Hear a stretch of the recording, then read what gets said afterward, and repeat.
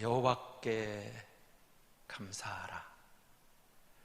여러분, 오늘 시편 136편을 보시면 참 독특한 시이기도 합니다. 시편 150편 전체 중에서 오늘 136편은 26절로 된 시인데 9절 9절마다 26번에 거쳐서 그 인자하심이 영원하다, 하나님께 감사할 이유를 대면서 그 인자하심이 영원하다, 이 후렴구가 계속 반복됩니다. 그 인자하심이 영원하다. 그러니까 하나님께 감사할 이유가 몇 가지 계속 1절에서 26절까지 들면서 그 인자하심이 영원하다, 이렇게 화답하는 거죠. 오늘 여러분 이제 이 예배 후에 집에서 이 본문을 좀 더 이해하시려면 우선 134편을 먼저 읽어보셔야 됩니다. 그러면 134편을 읽으면 1절, 2절에서 여호와를 찬양하라, 이게 나오거든요. 그것에 대한 화답이 135편하고 136편입니다. 그러니까 134절에서 4편에서 보라, 밤에 여호와의 성전에 서 있는 여호와의 모든 종들아, 여호와를 송축하라. 성소를 향하여 너희 손을 들고 여호와를 송축하라. 지금 134편 이제 성전에 올라가는 시편으로 이제 마지막 시편이거든요. 그런데 하나님을 찬양하라, 송축하라, 그 답이, 거기에 응답, 그게 135편에 계속 감사하라. 그리고 오늘 136편을 통해서 이제는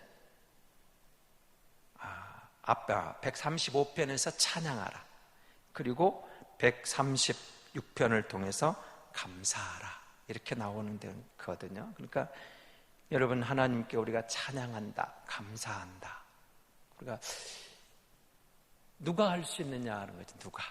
누가 하나님을 찬양합니까? 호흡이 있는 자마다. 누가 여호와를 감사합니까? 찬양하는 성도가. 그런데 또 세 가지로 말을 해요. 이스라엘아, 여호와를 찬양하라. 아론의 족속아, 여호와를 찬양하라. 레위 족속아, 여호와를 찬양하라. 여호와를 경외하는 모든 종들아, 여호와를 찬양하라. 그걸 또 감사하라로 같이 나오거든요. 그러니까 이스라엘 나라야, 그 말이죠. 아론, 레위, 지파, 한 지파가, 그리고 한 가정이, 개인이, 여러분 모든 사람들이 하나님을 찬양하라, 하나님께 감사하라, 이렇게 나오는 겁니다.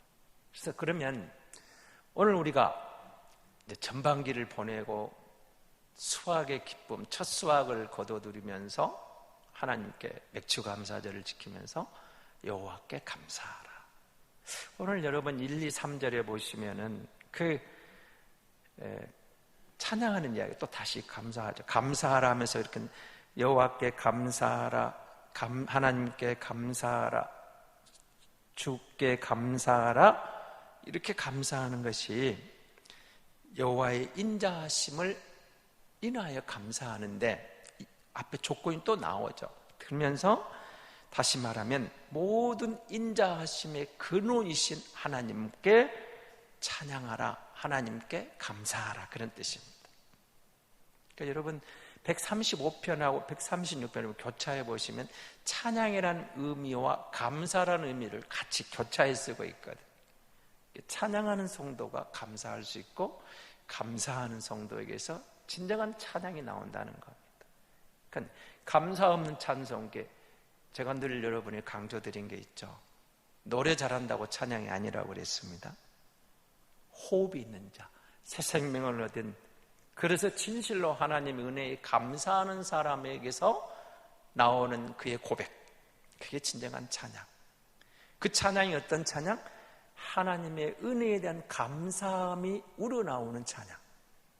그러니까 감사와 찬양을 바꿔도 되는 그런 의도로 쓰고 있는 거예요. 지금 134편에서 이렇게 찬양하라는 요청에 대해서 찬양하라가 나오고 감사하라가 나오고, 그러니까 찬양과 감사가 이렇게 교차되고 있는 것이 같은 의도로 쓰고 있는 겁니다. 그러면 이제 오늘 본문에 여러분 들어가 보시기 바랍니다. 어떻게 나오죠? 지혜로 하늘을 만드신 분에게 감사하라. 여러분, 하나님께 감사합니다 할 때 제일 먼저 떠오르는 게 뭐냐? 창조주 하나님이에요. 창조주 하나님. 태초에 하나님이 천지를 창조하시니라. 사실 창세기 1장 이 1절을 믿어지면 다른 말씀 못 믿어질 이유가 없어요. 그리고 둘째 날, 셋째 날, 넷째 날, 다섯째 날, 마지막 날 인간을 만들어 놓으시고 뭘 주셨어요? 그 만들어 놓은 모든 것이 나를 위하여, 우리를 위하여 하나님이 주시는 선물이었다는 거죠. 그러니까 창조주를 기억하면서 감사가 나오는 거예요. 감사가. 하나님이 지으신 모든 세계가 오묘합니다. 하나님이 지으신 모든 것들이 기묘합니다. 정말 신비롭거든요. 신비롭습니다. 꽃 풀 한 포기, 꽃 한 송이. 아니, 우리 육신에 담겨있는 그 인체의 신비 속에도 하나님의 지으심이 신비합니다. 오묘합니다. 나를 지으심이 신묘막측합니다. 그 하나님의 창조하신 창조주를 기억하고 피조물인 내가 그 하나님을 찬양합니다. 그 하나님께 감사합니다. 이게 당연하다는 거예요. 여러분, 우리가 이 땅에 살면서 내가 누구인가? 피조물이다. 나를 지으신 이가 누군가? 창조주 하나님이시다. 하나님이 나를 지으셨다. 하나님 나를 만드셨다. 그분에게 감사하며 사는 것, 그분을 찬양하며 사는 것, 그분을 높이며 사는 것, 그분을 기리며 사는 것, 이것이 너무 당연하다는 거예요. 하나님은 우리를 창조하셨을 뿐만 아니라 행하신 일이 너무 귀한 거예요. 이제 뒤에 나오는 거죠. 피조물을 향하여, 여러분, 인간이 누구냐? 사실은 하나님의 창조의 결정체, 하나님이 가장 지혜롭게, 여러분, 모든 피조물 중에 마지막에 사람을 만드셨는데 하나님이 지으신 모든 피조물 중에 최고의 작품이 인간이니까. 근데 내가 인간으로지. 근데 그 가운데서 우리가 누구냐? 택함을 받은 하나님의 자녀라는 거예요. 많은 사람 가운데 나를 택하여 주셨다. 얼마나 감사할 일이 있다는 거죠. 그래서 여러분, 그 모든 것을 지으시고 나를 가장 최고의 걸작품으로 만드시고, 더 놀라운 것은 지으신 모든 것을 내게 맡기셨다. 우리에게 맡기셨다. 그 감사할 이유가 너무 많다는 거죠. 그러므로 우리가 여호와를 찬양하라, 여호와를 감사하라, 그것입니다. 그의 인자하심이 영원하미로다. 계속된다고 그랬죠. 하나님의 인자하심이 영원하다. 집에 가셔서 135편을 다시 한번 읽어보시기 바랍니다. 그러면 하나님이 우리를 택하신 것을 찬양하라. 하나님이 우리를 지켜주신 것을 찬양하라. 그리고 하나님이 우리와, 여기는 이스라엘과의 관계거든요. 관계를 맺어주신 하나님께 찬양하라. 이게 반복이 되고 있어요. 그러니까 여러분 보십시오. 하나님이 우리를 택하신 것을 감사하고, 하나님이 나를 지켜주신 것을 감사하고, 하나님이 나와 관계 맺으신 것을 감사하면서 찬양으로 나아가는 거예요. 찬양으로. 그러니까 여러분, 하나님을 찬양하라. 근데 오늘 136편에서 그 인자하심이 영원하다. 이 인자하다는 히브리어가 이제 헤세드라는 단어를 쓰고 있는데요. 그냥 여러분 이렇게 보시면 됩니다. 저 위에 있는 사람이 아랫사람에게 베풀어주는 특별한 사랑, 특별한 은혜, 이것이 인자입니다. 인자. 그러니까 그 위에도 그냥 위에 있는 거예요. 옛날 여러분 왕이 또는 임금님이 같아요. 백성에게 특별히 사랑을, 특별히 은혜를 베풀어주는 그 단어가 헤세드였어요. 그러니까 여러분, 만왕의 왕이, 만주의 주가 나를 특별히 택하셨다는 거예요. 이스라엘을 택하신 것처럼 나를 택하셨고, 이스라엘을 지켜주신 것처럼 나를 지켜주셨고, 이스라엘을 선민으로 구별해서 하나님과 특별한 언약을 맺으신 것처럼 나를 특별히 택하셔서 나와 하나님과의 관계가 특별한 관계가 되었다는 거예요. 세상에 아이들은 많지만 여러분 자녀들이 뭐예요? 나와 부모와 자식 간의 특별한 관계잖아요. 특별한 관계입니다. 부모와 자식. 세상에 아이는 많지만 내 아들, 내 딸은 우리 가족에서 부모 사이에 태어난 그 아들, 딸이잖아요. 근데 하나님이 택하셨다. 하나님이 우리를 그렇게 택하셔서 특별한 관계를 맺으셨다. 그러니까 그 하나님을 찬양하는 것은 당연한 도리지 않느냐. 그러면서 어떻게 나가요? 그 하나님을 향하여 감사합니다 라고 나아가는 겁니다. 찬양 중에 감사하는 거죠. 감사하는 가운데 찬양하는 거예요. 여러분, 코로나19라는 상황 앞에서 많은 생각이 납니다. 사실 올 연초만 해도 이런 생각을 못했죠. 우리가 비대면 예배를 생각이나 했습니까? 상상도 못했어요.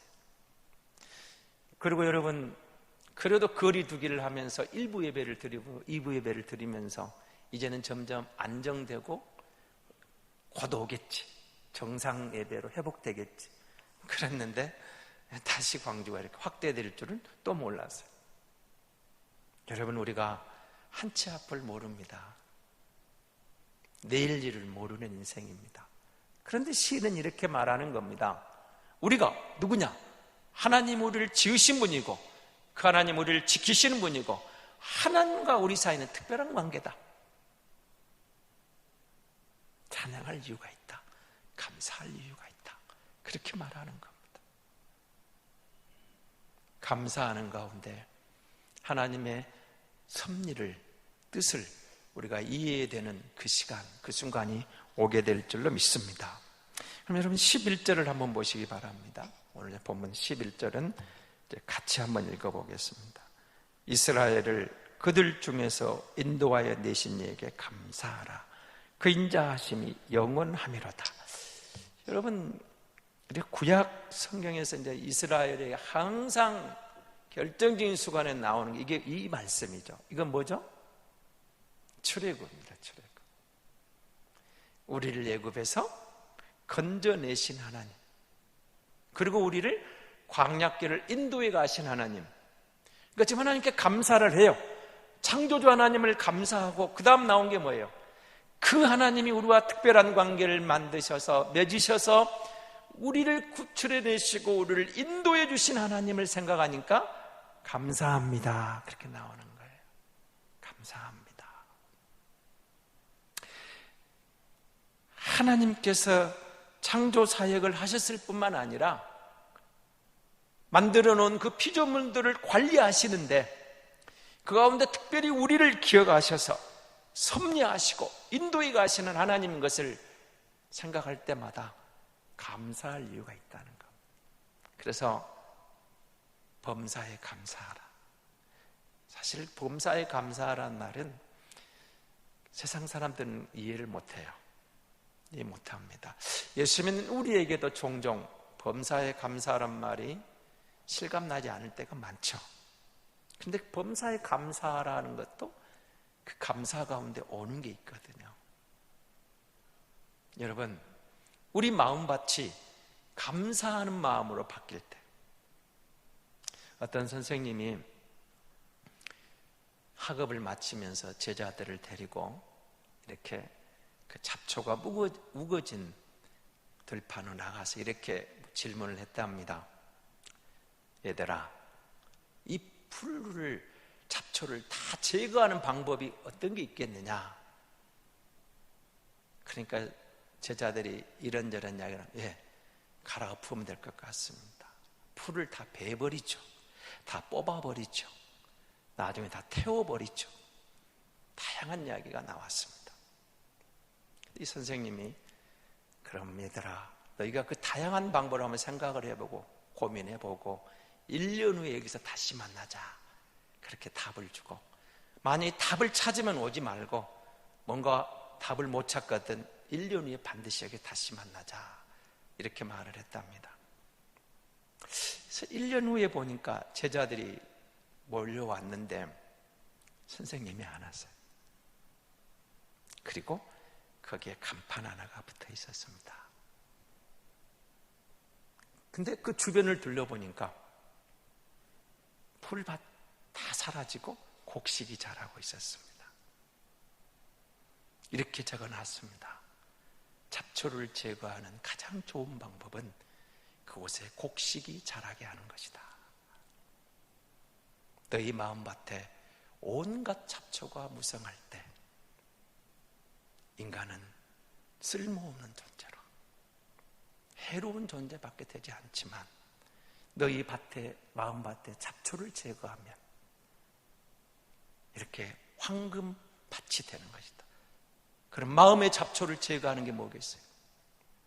우리 안에 선한 것으로, 우리 안에 진리로, 너희가 깨달은 그것으로 너희 마음밭을 일구는 것이다. 하나님께 감사하라, 범사에 감사하라. 이해가 안 되는 말 같은데 하나님을 찬양할 이유가 분명히 나오는 거예요.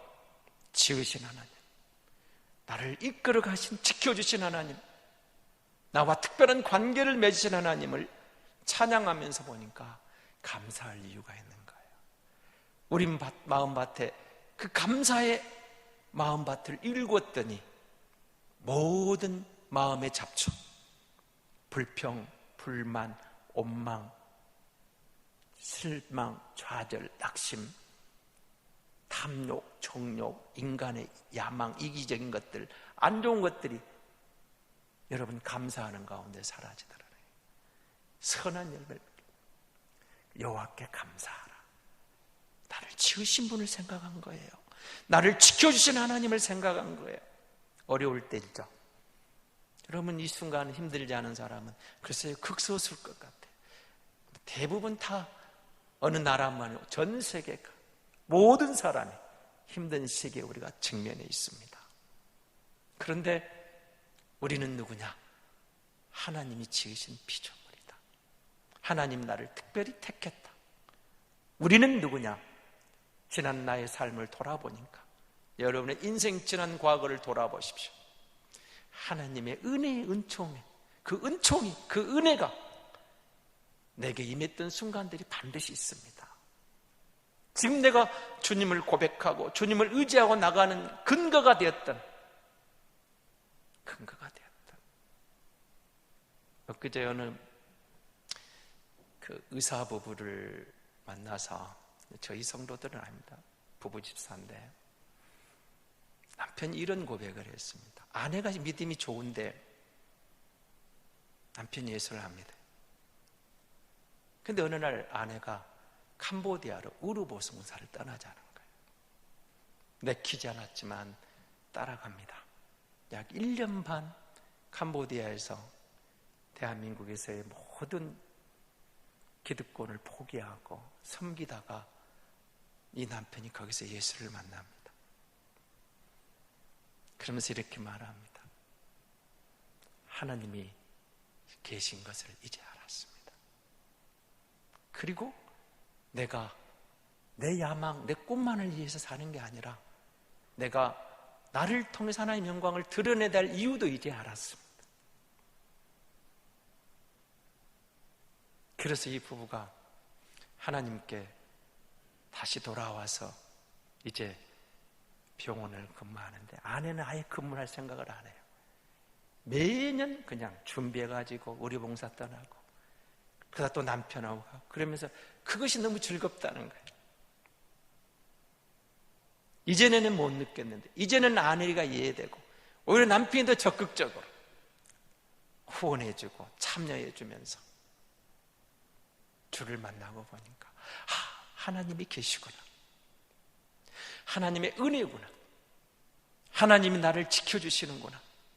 그래서 내가 주님 주시는 내 이치에서 그분을 위해서 뭔가 할 수 있다는 것이 은혜구나, 감사하면서 섬기게 되더라는 거예요. 은혜를 기억해 보십시오. 어려울 때, 지난날에 내게 베푸신 그 은혜를 기억해 보십시오. 힘들 때 그때 주신 그 말씀을 기억해 보십시오. 어렵지만, 힘든 순간이지만 여전히 찬양할 이유가, 여전히 감사할 이유가 분명히 있더라는 거예요. 그래서 시인이 그렇게 말하는 겁니다. 출애굽을 기억하라, 광야를 기억하라. 그러면서 뭐라 합니까? 바산하는 옥을 물리치고, 여러분 아모리의 왕 시온을 물리쳐주시고, 가나안의 모든 왕들을 물리치셔서 우리를 이끌어 오신 하나님이 이끄시고, 하나님이 무찌르시고, 하나님이 정착해 주셔서 우리가 여기 있다는 거예요. 그걸 기억하면서 감사하라, 이렇게 말하는 겁니다. 감사하라. 여러분, 감사와 찬양을 제가 아까 이렇게 말을 했는데, 여호와를 찬양하는 길은 감사하는 것이고, 감사하는 것은 찬양하는 데서 교차했을 수 있다고 말씀드렸는데, 새 생명을 얻어서 찬양하니까 그 은혜의 감사가 나오죠. 감사하다 보니까 정말로 그 하나님을 인정하는 찬양이 내 입술에 나오는 거예요. 마음에서 나오는 찬양. 그렇잖아요. 오늘 여러분 부부가 악기를 가지고 찬양을 하는, 얼마나 좋아요. 귀한 달란트를 가지고. 근데 이 악기를 통해서도 구원의 기쁨이 없다면, 감사함이 없다면 하는 것 자체가 부담이 되겠죠. 감사함으로, 즐거움으로 섬기겠습니다. 찬양하겠습니다. 내가 가진 달란트를 최선을 다해서 하나님을 높여드리겠습니다. 그거 아니겠습니까? 여러분, 어려워도 힘들어도 위기가 와도 하나님 나를 지으셨다, 하나님 나를 지켜주신다, 하나님이 나와 특별한 관계를 맺으셨다 생각하니까 여전히 찬양할 이유가 있어요. 감사할 이유가 있어요. 그래서 여호와께 감사하라 그러는 겁니다. 여러분, 오늘 본문 말씀 23절을 한번 같이 보겠습니다. 23절입니다. 우리를 비천한 가운데서도 기억해 주신 이에게 감사하라. 그 인자하심이 영원하다. 여러분은 어떻습니까? 낮았을 때, 오늘 시인은 비천한데 그러죠. 내가 노숙자가 되어 있는데 누가 나를 기억해 준다. 감동이 안 오겠습니까? 내가 낮은 자로 모든 것을 다 잃어버리고 기댈 곳도 없고 의지할 곳도 없는데 누군가 나를 기억해 줬어요. 그것도 누가? 높은 사람이 나를 기억해 줬어요. 그가 내게 인자하시고 은총을 베풀어 주시는 거예요. 얼마나 감사하겠어. 근데 내가 낮을 때, 비천할 때 그가 나를 기억해 주셨다는 거예요. 사람들은 우리가 힘이 있을 때, 높을 때, 뭔가 능력이 있을 때 우리를 기억하죠. 사람들의 기억이 잊혀질 때가 어떻습니까? 낮을 때, 비천할 때 우리는 잊혀진 자가 돼요. 근데 하나님은 그 낮은 나를, 비천한 데 처해 있는 나를 잊지 않으면 기억해 주셨다는 거예요. 하나님이 기억해 주셨다는 말은 무슨 뜻이 있겠습니까? 그 인자하심이 영원하다. 그의 은혜가, 그의 은총이 내가 낮은 자임에도 불구하고, 비천한데도 불구하고 여전히 계속되고 있다라는 거예요. 그가 은총을 베푸니까 나를 낮은 자에서 들어 올리시는 하나님, 비천한 데서 끌어올리시는 하나님, 그 하나님을 믿는 거죠. 감사합니다. 이렇게 나오는 겁니다. 감사합니다. 탕자 비유를 여러분이 누가복음 15장에서 들으시면서 어떻게 생각하셨나요? 그가 세상의 헛된 쾌락에 빠져서 그 세상의 자유에 물들어서 있는 걸 다 상실해버리고 가장 낮은 자가 되죠. 돌아갈 곳이 아무 데도 없어요. 아버지 집이 생각나는 거죠. 저는 그 탕자가 돌아올 때 아버지가 버선발로 달려가서 그 아들을 안아주는 장면을 생각할 때마다 감격이 돼요. 여러분, 얼마나 비천합니까? 얼마나 남루합니까? 거짓골이죠. 거짓골이 아니라 거짓입니다. 거짓 중에 산거지죠. 거짓 중에 산거지. 냄새가 나요. 근데 아버지는 아랑곳하지 않아요. 그냥 그 아들을 안아요. 아들은 나는 참 아버지를 아버지 이상 못 부르겠습니다. 그냥 품꾼의 하나로 아버지 이제 나를 써주십시오. 아버지는 그게 아니죠. 반지를 끼워줘라. 새 옷을 입혀라. 반지를 끼워준다는 것은 의미가 있어요. 여전히 내 아들이다. 네가 비록 초라할지라도, 네가 비록 비천할지라도, 네가 비록 낮은 데로 처해져서 갈 데 없는 인생이 됐는지 몰라도 여전히 너는 내게 특별한 존재, 내 아들이다. 하나님이 우리를 그렇게 맞아주시는 거예요. 세상에서 우리가 비천합니다. 낮은 자입니다. 갈 데가 없습니다. 기댈 곳이 없습니다. 막막합니다. 그럴 때 하나님이 아니야, 넌 여전히 내 아들이야. 아니야, 여전히 너는 내 딸이야. 아니야, 너는 여전히 나와 특별한 관계야. 나는 내 아버지야. 너는 내 자녀야. 결코 나는 너를 잊은 적이 없어. 그 상황에서, 그 조건에서 냄새가 나든 사람들이 애면하든 나는 여전히 너를 안고 있다. 안아주시면서 비천한 데서 나를 기억해 주신 분을 생각하니까 감사할 이유가 충만하다는 거예요. 비천한 데서 세상은 내면할지 몰라도 하나님은 우리를 내면하신 적이 없어요. 하나님께 감사하라. 그렇습니다. 삶이 풍요로워지는 것은 감사할 때입니다. 감사하는 마음의 밭에는 실망의 씨가 자랄 수가 없다고 합니다. 가장 축복받은 사람이 되려면 가장 감사하는 사람이 되는 겁니다.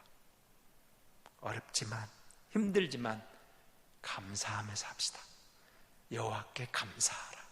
감사하면 반드시 하나님의 은총을 복을 누리며 주님께 영광 돌리게 되는 그 순간을 하나님이 선물로 주실 줄로 믿습니다.